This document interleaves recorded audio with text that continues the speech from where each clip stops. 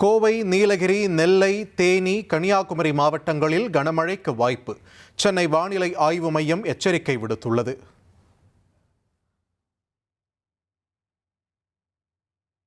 சென்னையில் ஆபரண தங்கம் விலை சவரனுக்கு 600 ரூபாய் உயர்வு.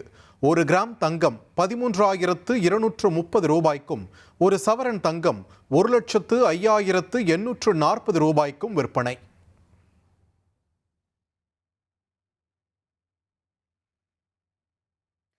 வினாத்தாள் கசிவுக்கு எதிரான மசோதா மக்களவையை தொடர்ந்து மாநிலங்களவையிலும் நிறைவேற்றம். நீண்ட நேர விவாதத்திற்கு பின் கடும் அமளிக்கிடையே மசோதா நிறைவேற்றப்பட்டது.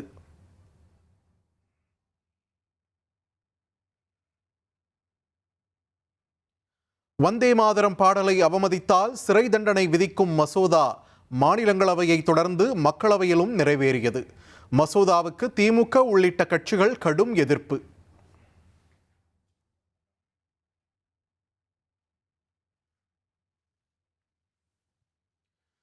வந்தே மாதரம் பாடலை அவமதித்தால் தண்டனைக்குரிய குற்றமாக கருதும் மசோதா ஜனநாயகத்திற்கும் கூட்டாட்சி தத்துவத்திற்கும் எதிரானது என்று திமுக எம்பி கனிமொழி பேச்சு. இதுபோன்று ஒரு சட்டத்தை கொண்டு வந்து தேசியவாதத்தை திணிக்க முடியாது என்றும் கூறியுள்ளார்.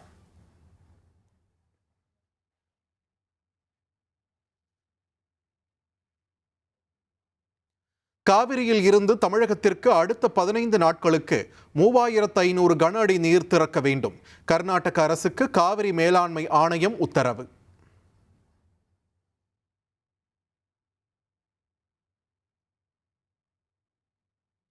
மேகதாது அணை மற்றும் காவிரி நீர் விவகாரம் தொடர்பாக வரும் ஞாயிற்றுக்கிழமை கர்நாடகாவில் அனைத்து கட்சி கூட்டம் நடைபெற உள்ளது. தமிழகத்திற்கு தண்ணீர் திறக்க காவிரி மேலாண்மை ஆணையம் உத்தரவிட்டுள்ள நிலையில் கர்நாடக முதலமைச்சர் DK சிவகுமார் தலைமையில் ஆலோசனை நடைபெற உள்ளது.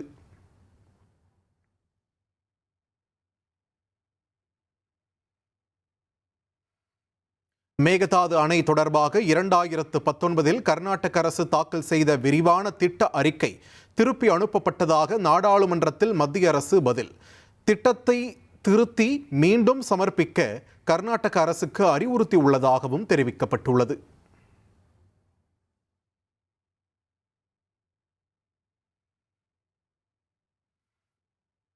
காவிரி விவகாரத்தில் ராகுல் காந்தி தலையிட முடியாது என்று அமைச்சர் ராஜேஷ்குமார் தெரிவித்துள்ளார். 12 ஆண்டுகளாக ஆட்சியில் இருக்கும் பாஜக தான் பதிலளிக்க வேண்டும் என்றும் அவர் கூறியுள்ளார்.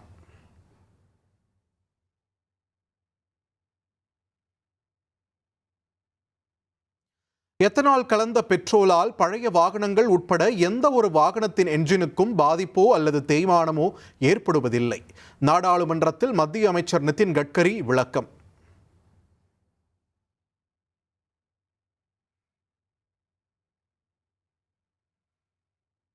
முதலமைச்சர் விஜய் முன்னிலையில் தொழில் நிறுவனங்களுடன் 4 புதிய புரிந்துணர்வு ஒப்பந்தங்கள் கையெழுத்தாகியுள்ளன. சுவிட்சர்லாந்து, ஜெர்மனி நிறுவனங்கள் சென்னையில் முதலீடு செய்ய உள்ளன.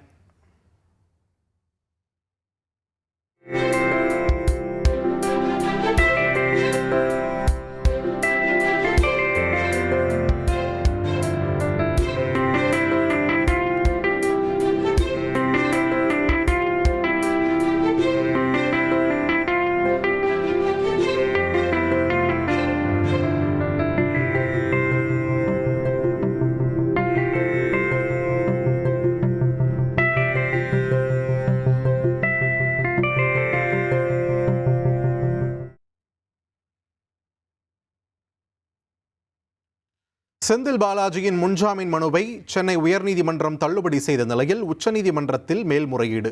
வழக்கு நாளைக்கு விசாரிக்க தலைமை நீதிபதி ஒப்புதல்.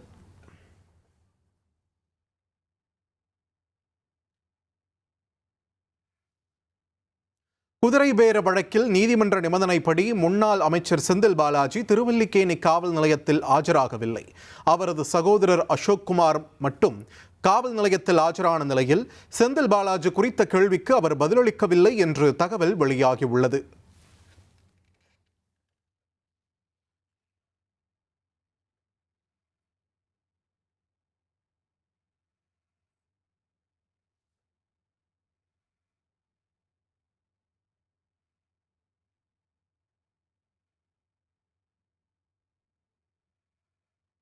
குதிரை பேரம் வழக்கில் திருப்பூர் மாவட்டம் காங்கேயத்தைச் சேர்ந்த ராஜசேகருக்கு ஜாமீன் வழங்கி சென்னை உயர்நீதிமன்றம் உத்தரவு.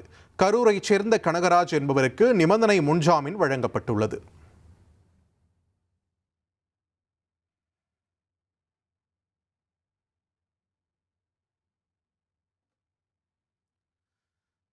முதலமைச்சர் குறித்து அவதூறாக பேசியதாக கைது செய்யப்பட்ட விளாத்திக்குளம் திமுக எம்எல்ஏ மார்க்கண்டேயனின் ஜாமீன் மனு தள்ளுபடி. தூத்துக்குடி மாவட்ட முதன்மை நீதிமன்றம் உத்தரவு.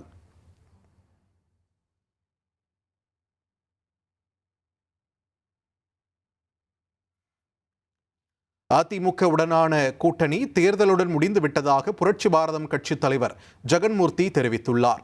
தற்போது எந்த கூட்டணியிலும் இல்லை என்றும் அவர் விளக்கம் அளித்துள்ளார். நாங்கள் தேர்தலோடு அதுக்கப்புறம் கூட்டணி நின்றது இல்லையே. தேர்தலுக்கு அப்புறம் கூட்டணி பற்றி நாங்கள் இன்னும் பேசவே இல்லை. கூட்டணியும் இல்லையே.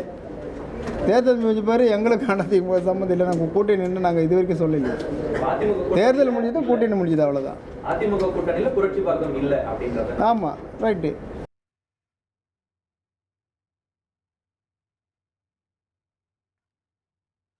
தமிழகம் மற்றும் புதுச்சேரியில் நாளை நடைபெற இருந்த சிக்கன் வியாபாரிகள் கடையடைப்பு போராட்டம் வாபஸ். கறிக்கோழி ஒருங்கிணைப்பு குழு மற்றும் வியாபாரிகள் இடையே உடன்பாடு ஏற்பட்ட நிலையில் வாபஸ் பெறப்படுவதாக அறிவிப்பு.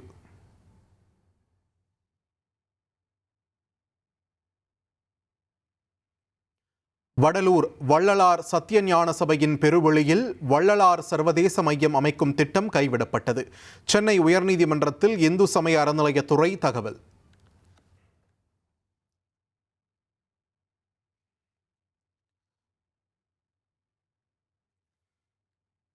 வள்ளலார் சர்வதேச மையம் கைவிடப்பட்டதை பட்டாசு வெடித்து கொண்டாடிய பார்வதிபுரம் கிராம மக்கள்.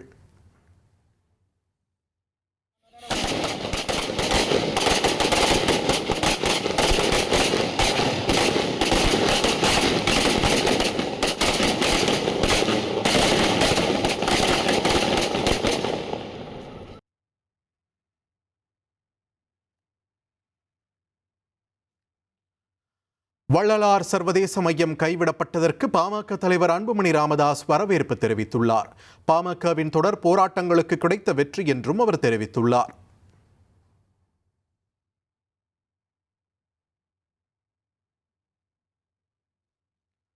டிஎன்ஏ சோதனையில் கிறிசில்டா குழந்தைக்கு ரங்கராஜ் தான் தந்தை என்பது உறுதியான நிலையில் வாழ்நாள் முழுவதும் தன் மகனுக்கு துணை நிற்பேன் என்று மாதம்பட்டி ரங்கராஜ் அறிக்கை. தனது மகனுக்கு தந்தையாக செய்ய வேண்டியதை செய்து வருகிறேன்.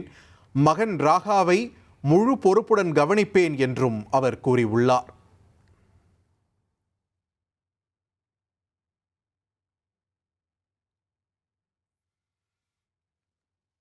தாம்பரத்திலிருந்து சென்னை கடற்கரை நோக்கி சென்ற புறநகர் ரயில் பூங்கா ரயில் நிலையத்தில் தொழில்நுட்ப கோளாறு காரணமாக நிறுத்தம். 30 நிமிடங்களுக்கும் மேலாக பிரச்சனை சரி செய்யப்படாமல் இருந்ததால் பயணிகள் அவதியடைந்தனர்.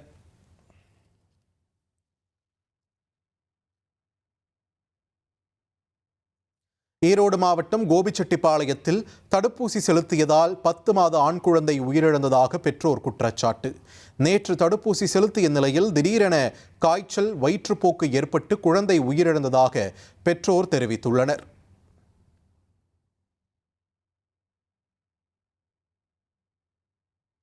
நாமக்கல் மாவட்டம் பள்ளிப்பாளையம் அருகே நகைக்காக மூதாட்டி கொலை செய்யப்பட்ட சம்பவத்தில் ஒருவர் கைது. 2 தனிப்படைகள் அமைக்கப்பட்டுள்ள நிலையில் மேலும் ஒருவரை போலீசார் தீவிரமாக தேடி வருகின்றனர்.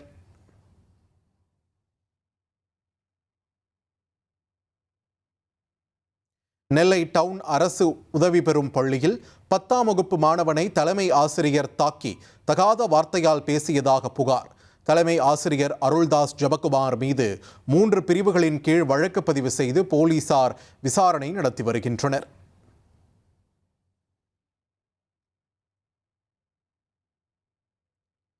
காமன்வெல்த் விளையாட்டுப் போட்டியில் ஈட்டி எறிதல் தகுதிச் சுற்றில் இந்தியாவின் நட்சத்திர வீரர் நீரஜ் சோப்ரா 79.61 மீட்டர் தூரம் வீசி 5வது இடத்தை பிடித்து இறுதிப் போட்டிக்கு தகுதி பெற்றுள்ளார்.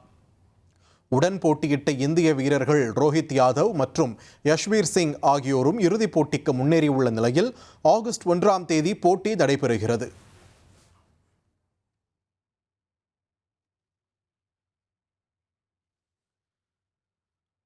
இங்கிலாந்தின் சஃபோக் பகுதியில் உள்ள வனப்பகுதியில் பற்றி எரியும் காட்டுத்தீயால் சுமார் 100 ஹெக்டேர் வனப்பகுதி சேதம். வீடுகளில் இருந்து மக்கள் நள்ளிரவில் அவசரமாக வெளியேற்றம்.